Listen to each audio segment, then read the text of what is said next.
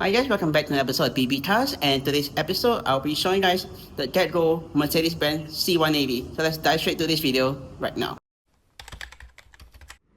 Alright then, so here is guys the Mercedes-Benz C-Class itself, the C180 from GetGo itself. So I'll be running through with you guys the damages for this vehicle, there's any, before I show you guys the trunk space as well as the interior. So starting out with the damages for this vehicle, let us walk around and also give you guys a brief introduction of the vehicle itself. So basically this is the third generation Mercedes-Benz C-Class from Mercedes itself, and this is the so if you guys didn't know, GetGo actually has 2 generations of C-Class. This is the third. They also have a 4th generation C-Class in their fleet itself. For this vehicle itself, unfortunately it is a bit hard to find because of this age of the vehicle itself, plus also this vehicle has moved around the island quite a few times already, plus sometimes if it's down for maintenance it might not stay at its usual spot. So I think I will probably for this video wise I won't put the location because this vehicle move quite frequently around the island itself, so I won't put the location wise for this vehicle itself. But moving back to the damages for this vehicle, there isn't any obvious damage for the front, which is quite good for this vehicle. Also for the windscreen, my same thing, there's no obvious windscreen chip which I can notice, which is a good thing for this vehicle. And let's move on to the passenger side of the vehicle. So passenger side also still same thing as what I observed, there's no obvious damage for this vehicle, which is a good thing itself. Moving back to the rear, same thing, no damages at all. Last but not least, the driver's side, same thing, no damages at all. I think the reason why this vehicle is not frequently on this system of not able to rent more often, I want to say it's mainly due to its mechanical issue which this vehicle has most of the time itself. Because sometimes it's on, if it, going back on topic of GetGo itself, sometimes this vehicle is on the GetGo fleet or server, you can call it, and you're able to see it.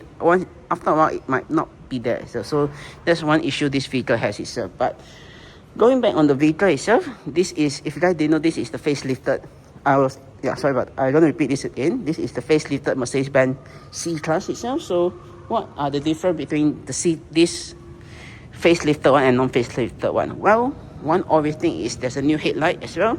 There's a new headlight for this vehicle, as well as daytime running light. The pre-facelift doesn't have the daytime running light, neither this very aggressive looking headlight itself, which I really like it much better than the pre-facelift one. Moving along, there's also same thing inside.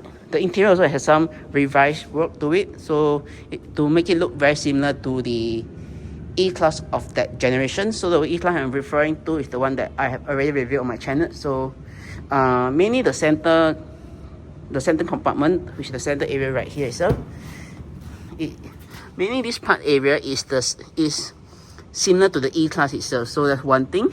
And also the gear knob is also another thing, if I'm not wrong. They had it, so basically the pre-facelift Mercedes-Benz E-Class Cabriolet have that gearbox shifter. This also has itself. The facelifted E-Class doesn't have that because they shifted to the gear stock on the steering wheel itself. So yeah, but that's one thing they changed for that. Last but not least, I think there's some changes to the back itself, but there is some other component that's not really visible to be seen itself. So yeah, I think also this car does have center lock rim, if I'm not correct. If not, it's just for show itself, but I think it's just the standard 5 bolts pattern where you can just unscrew it itself. From the side far away, you might think that he has center locking rims, but that's not the case itself. So yeah, and then I think that is basically it for the introduction of the C-Class itself. So yeah, now let me just show you guys the trunk space for this vehicle itself. Oh yeah, sorry, before I show you guys the trunk space, let me just talk to you guys about one more thing about the vehicle itself. I'm not too sure, I really should check this, but I did some research on this vehicle as well. Apologize if this is going too long. Apparently the facelifted generation onward doesn't have the copper pressure, basically this thing right here itself. So basically they changed a different engine for 2012 onward itself. based on the plate which is right here, it is a 2012 car. So I'm not too sure why this car has this engine itself. Maybe it's stick on, I don't know. But yeah, overall it's still a nice car to try out itself. But yeah, here is the trunk if you're wondering. So press on that, and this is how the trunk looks like. Not too bad. I will probably put on screen right now how much trunk space this vehicle has. So this is the space right here itself. You also get a triangle thing for the breakdown purposes itself, and that's probably it itself. So yeah, let me see what do you have at the bottom. Spare tire and some toolkit itself. So yeah, not too bad. Oh yeah, and if you're wondering if you want more space in this vehicle, you can just pull on this lever right here. And the rear seat you can actually just drop it down because it's already unlatched from its hook. You can just drop this down, and the same goes for the other side itself. So yeah, one done, and just put the seat back up, and it's back up to its original position itself. So yeah, that's basically it for that, for the C-Class.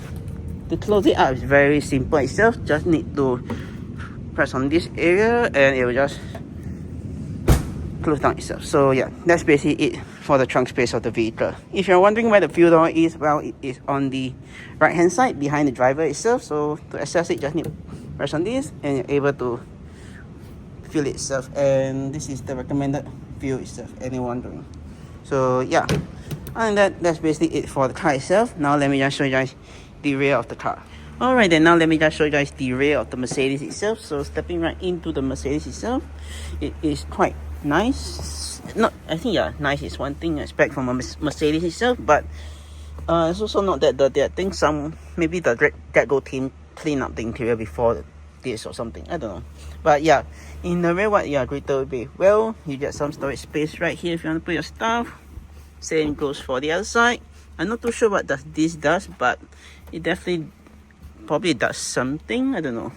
Probably if you guys know what this does, do let me know in the comment section down right below itself. So yeah, but in the rear, what do you get in this vehicle? Well, you get two very nice AC vents which can be adjusted and can be open or closed with the slats right here, as well as you get some storage space right here itself and here itself. But on that, basically that's the storage space for the vehicle itself. Fortunately, you do get a reading light right here. If you want to turn on, you can just press on it and this light will turn on. Same goes for the other side. The center lighting can be turned on via the switch, which I'll show you guys later on itself. So yeah, but how does it feel like to sit in the rear itself? Well, this is my driving position set at the moment itself, so I got about a fist of legroom space size in this vehicle. Headroom space is also not too bad. It's about a fist of headroom space wise in this vehicle itself. So overall, it's still not too bad for the C-Class itself. I can't remember because okay, sorry about that. Technically, I've already reviewed the fourth or third generation C-Class, which is the successor to this C-Class itself. I think that one is slightly bad. Yeah, I think there's an improvement on the headroom for that. But overall, for this C-Class itself, I would say the headroom space is not too bad itself. So yeah. Alright, let's move on to the center seating right now itself. Wait, sorry. Before I do that, there's also an armrest right here which can be folded down and you can rest your arm on if you want to. And let me see, I think there's cup holders itself. The one storage space right here, and the cup holders which fold out and drop this down, and you got cup holders in the rear itself, which is not a bad thing for this vehicle itself. So yeah, once done, you just put it back in, close this down, fold it back up, and you got even more space in the vehicle itself. So yeah, oh yeah, let me show you the center seating for the vehicle right now. One thing you gotta take note for the C-Class is, or mainly for the European cars, is usually the transmission tunnel is quite high. So definitely there's a downside to it itself. So probably if you want to, yeah, you can see it's, I don't know, probably you could squeeze 3 people in the back itself. It will be quite squeezed, but probably short journey wise won't be any issue itself. So yeah, legroom space wise, I got about 4 fingers. Yeah, 4 fingers on either side of the space, which is not too bad. Headroom space wise also not too bad, but only problem is, as you guys can see, I'm very close to the center lighting itself, so that would be an issue itself. Plus, yeah, not really the best itself, but overall I think comfort wise it's still not bad for this vehicle itself. So yeah. What else? Yeah. If you're wondering whether this vehicle also does come with ISO fixing points, which is somewhere right here, if I'm not wrong. No, it's right beneath here itself. So yeah, on either side. Same goes for, yeah, basically it's the same on either side itself. So yeah. What else? Yeah, I think that's basically it for the rear itself. Now let me just show you guys the front of the vehicle itself. So this is how the front looks, the dashboard of the C-Class look like itself. So yeah, and that, let me just show you guys the front of the car right now. Alright then, now let me just show you guys the front part of the Mercedes C180 itself. So basically this is how the interior looks like for the facelifted C180 itself. Technically there's not really much changes to the interior itself, just that there's a new steering wheel that is basically this is a new steering wheel that was on this car itself to mimic the facelifted E-Class, which I have already reviewed itself. Plus also there's some similar component which I usually will mention for this generation of Mercedes. Is there some component that they will share from the E-Class, the A-Class, or some other similar model in the lineup itself. But let me just show you guys the storage space for this vehicle itself. So storage space right now, you got one storage space right here, which is very similar to the E-Class itself. So you basically got the owner's manual right there, and you got some more space right down below itself, and yeah, other miscellaneous junk in this glove box itself. Moving along, you got another small storage space right here if you want to put your stuff, but at the moment this is being placed for the fuel card for this car itself, as well as you got a 12-volt socket outlet right here if you want to charge your mobile devices itself. To close it, just press on this and it will just close it up for you. Moving along, you got another storage space right here if you want to put your stuff. Not too sure where you want to put it, but as you guys notice, there's no cup holders in the center itself. Technically, I think this would have been maybe the cup holder. If not, you can technically put it at the side, the door cards right here itself. If not, maybe you can put it right here. Alright, close it up and just do that. To access this, just, I think there's a button, there's a button right here, just press on it and it will open up and you're exposed to the countless phone mount just a phone mount inside here itself. But basically inside here there is the, let me see, I can turn on the lights. Yeah, basically there's a port right here, not too sure what that is about, but you got a type A port right inside there itself. But storage space, right, there isn't really much storage space in here itself. Technically, if you want to put most of the stuff, then you will have to put it right in the glove box itself. So yeah, and that is basically it for the storage space for this car wise. To close it, and just close it on either side, and that's that. Alright, moving along, you got this control dial right here, which controls the small infotainment screen right on the dashboard itself. Basically, to turn on that is basically just press on this. It will turn on, just give it a moment. And let me just turn on, this is the volume control if you're wondering. To adjust that is basically, to adjust the radio station or other various stuff, and just twist the knot right here and it will adjust accordingly. Once you're done, you can just you can just press this, go down, and you're able to select other various things. So yeah, radio, you can see all the various things right there. To go back, just press on back and just go back itself. So yeah, and that's basically it for the infotainment itself.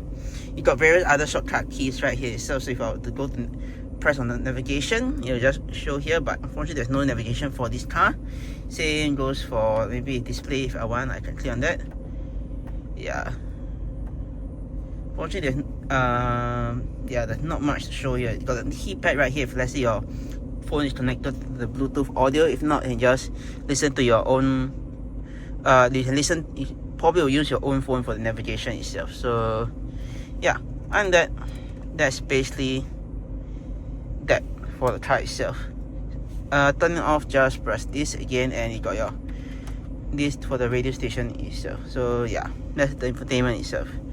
Moving along, you got your AC controls right here. So basically this dials on either side controls the climate control for the passenger and the driver, If not, I don't think this got synchronizing audio, no, sorry, not audio, temperature itself. So if you want, you can just adjust it by the knob, depending on what's the temperature your preference. You got the fan speed control right here. This to turn off, and this to control the directional airflow, which is shown right above here itself. You got front and rear defrost right here, and this to turn on the AC itself. So yeah, has a light button right here, and yeah, that's basically that for the vehicle itself. So yeah, moving along to the wheel itself, this is how the wheel looks like. Very similar to the E-Class, which I've already reviewed from Tripar itself. So yeah, basically on the left hand side, it mainly controls the screen right here.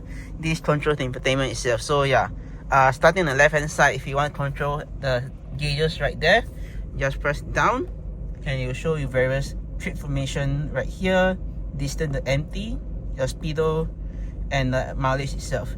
If you want to see other thing else, you just click on the left or right button and you just go to audio, wherever is linked up right now, or turn on the assist button, the servicing setting, and yeah, that's basically that for the vehicle itself. So yeah, and that is basically it for that screen right there. This is basically for the infotainment itself. You got your volume control right here, this to mute it, your voice command, and this to pick up call and end call itself. So yeah, and that's basically that for the wheel itself. For the stock, it's just there's two only. So basically right on top here, you got your cruise control stock. So to activate it, just need to pull back and activate the cruise control. Then you can just set the speed by going up or down itself, or via this knob, via up or down itself. So yeah, and the speed limiter, you just press on this and your light turn on to indicate the maximum speed you want to go.